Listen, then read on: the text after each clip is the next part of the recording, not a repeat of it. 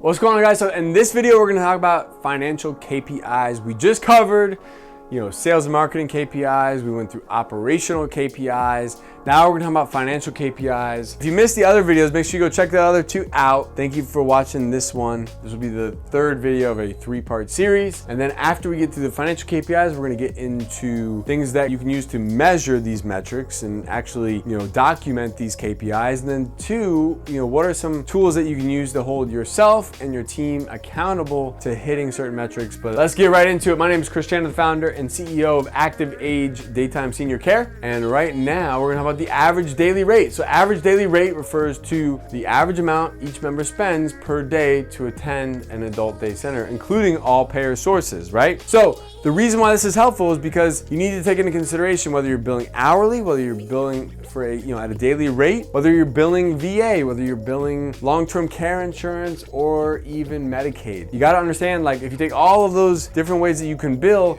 and you put it into a pot, what does that look like from an average daily rate standpoint, right? Because you have some people paying $100 a day, some people paying 70, some people paying 110, some people paying maybe 90. And so what does that look like? Because this is going to help you truly gauge, where you need to be as an adult day center, right? Because, maybe you really need to be at an average daily rate of 90 to be profitable, to be extremely profitable. Right now, you're only at 80. You're gonna have to look at things like, okay, do I need to adjust my payer source mix, or do I need to increase my rates? Like, what do I need to do in order to get my average daily rate up to the place where it needs to be so you can have the margin that you need to operate, a healthy adult day business? So that being said, total monthly revenue divided by the total attendance per month. So example here, you have ABC Adult Day. They billed $65,000 for the month of August, and they had 918 in total attendance that same month, right? So the attendance is the number of people who attended. Not, it doesn't matter if they're different people, same people. It's just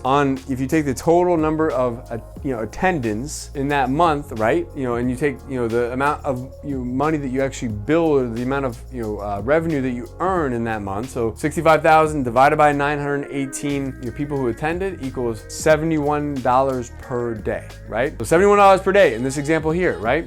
Now, this could be a variety of reasons. Remember, and we talked about this, but we're gonna get into another slide that talks about payer sources. But once you know this, you'll have an idea of like, oh shoot, we're way below what I thought. We made projections based on our average daily rate being $90 a day, but we realized that our average daily rate's actually only 71, and that's why we're not experiencing the margin that we thought we should have, And so you're gonna have to go back to the drawing board and figure out, okay, do I need to send out price increase letters? Do I need to adjust my payer source? Do we need to reduce the number of Medicaid clients we have? Do we need to renegotiate our Medicaid contracts? You have to take all that stuff into consideration, but you need to know what it is first. So let's get into the next slide here. Financial KPIs, things that are important that a lot of times people do not take into consideration is that your cost of labor is your largest expense. It's the expense that can get out of control quickly, and it's the one that's gonna have the largest impact on your bottom line. There's gonna be some expenses in here that, like cable, your internet, your utilities, your waste management, other stuff on here that is like less than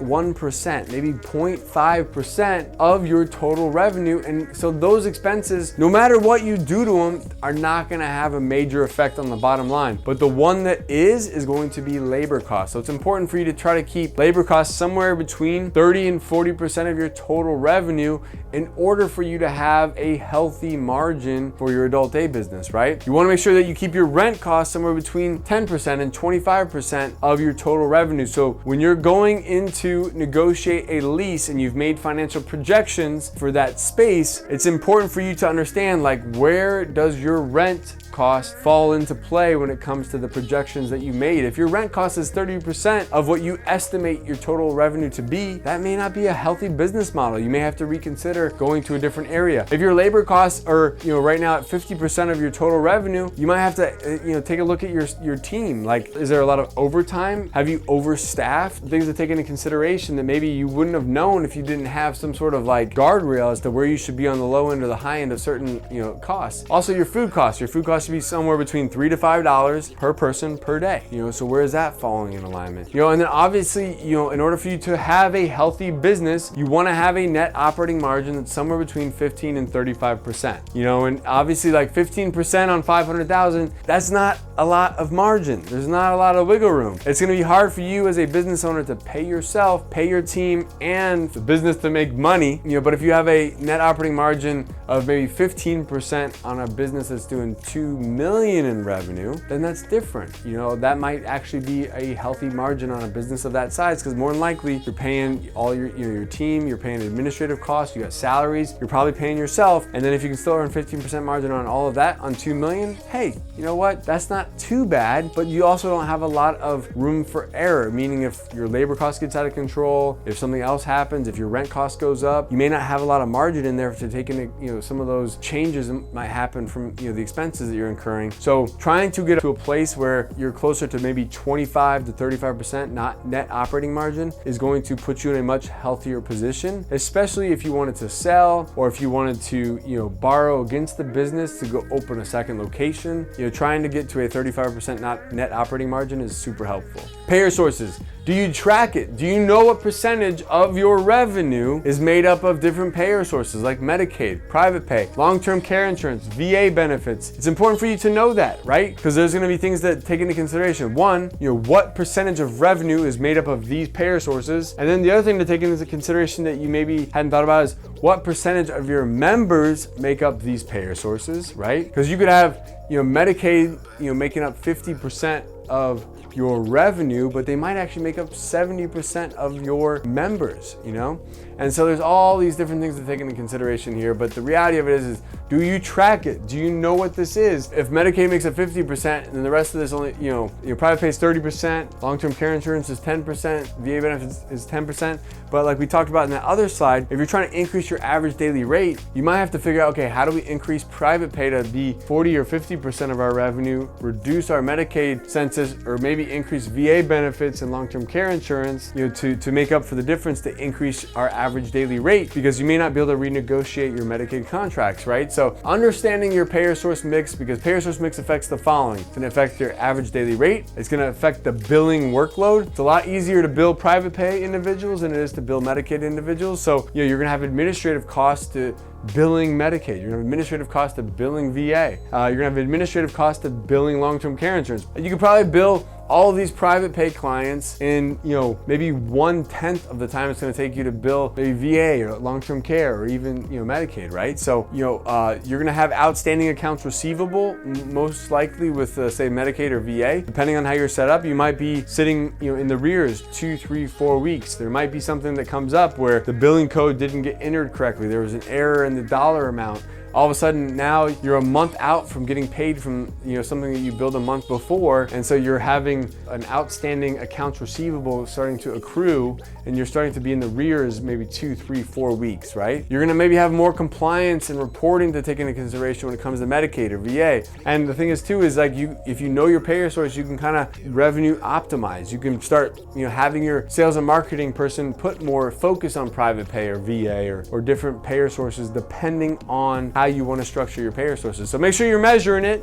and that might be another thing that can affect some of these things we discussed here. That being said, tracking tools, accountability tools, how do we track this stuff? Look, you should have a CRM system. HubSpot, NetSuite, Zoho, Pipedrive. If you don't have a CRM system, get one. Your electronic health records that you might use to manage all of your members and their, all of their health records, they may have a CRM system that's tied into it that can track your leads, your inquiries, your tours, your guest pass, and all that other information. But make sure you start getting something where you can start tracking those inquiries to new members, right? You can start tracking those percentages. Obviously use Excel or Google Sheets, electronic health records here, StoryCare, My Adult Daycare. There's a couple other ones that focus on the adult day space. Of course, the accounting software, you might use like QuickBooks or FreshBooks, but you wanna have all of these tools or a combination of them in order to measure these things properly, right? Because this might have tools that are more related to sales and marketing.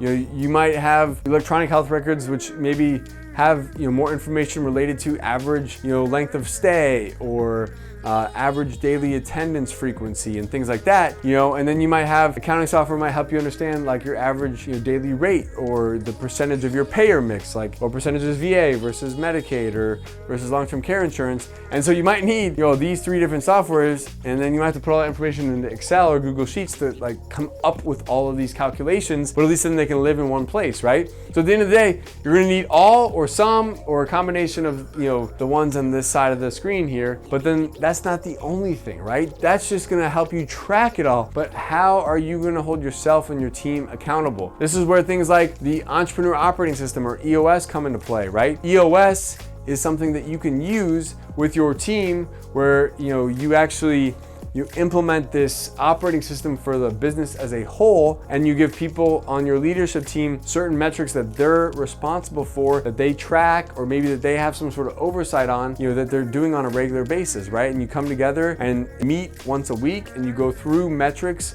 and everyone shares the metrics that they're responsible for. And then if they didn't hit their metrics, maybe they come and they say, hey, look, I didn't hit my metrics, but I'm gonna do this in the next 7 to 10 days to get back on track. Right? You might use a software like Bloom Growth or 90.io. Both of these softwares tie into the EOS operating system. And so, we use like Bloom Growth, and we're running on the EOS system. And so the combination of those 2 things help us as a team, be held accountable to the metrics that we have in place to drive, the business in the direction we're trying to head, right? So we have a 1-year, 3-year, and a 5-year plan. And we have broken that down into what can we do on a weekly basis to try to achieve those goals, and we use these systems to do that. You might have different metrics, ones that are leading indicators, ones that are lagging indicators. A lot of the metrics we talked about in here, for the most part, are going to be lagging indicators, but you might be able to come up with sales and marketing strategies, operational strategies that can help you increase your lagging indicators. So leading indicators might be, what are the number of doctor's offices that you visited this week, the number of events that you hosted this month, the number of activities that you did that, like maybe were part of a party or a theme that could bring more people back into your adult day center. There might be things like that you assigned everyone where they have control over that event. They have control over the number of doctor offices they've been to, and they can track that on a weekly basis. And then you might also use project management tools like Monday or Asana to help you manage projects that you're working on. So maybe you have an idea to implement something,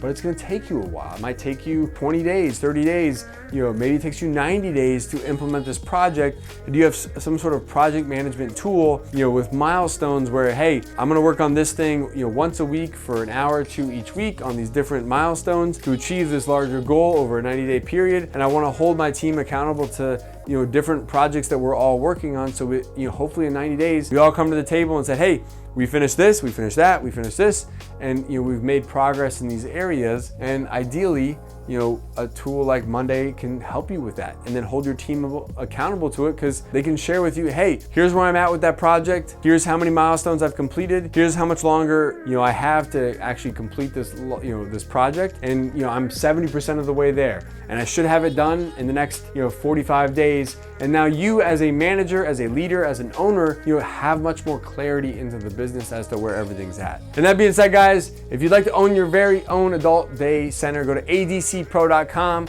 Join our free monthly webinar, our private Facebook group. If you'd like to open your very own ActivAge, you can go to activagecare.com/franchise. We'll see you on the next one. Make sure you check out the first and the second video of this series, and we'll see you on the next one. Peace out. Hey guys, thank you so much for joining me. If you'd like to learn how to open your own adult daycare center, go to adcpro.com.